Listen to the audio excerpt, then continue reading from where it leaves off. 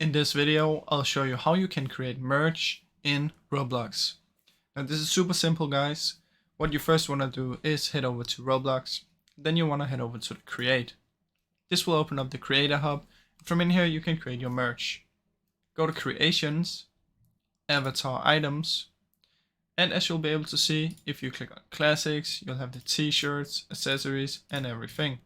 So let's go to classics. Let's find a shirt. Actually, let's do a t-shirt. From in here, you can select which one you want, but let's just do a t-shirt. Upload asset.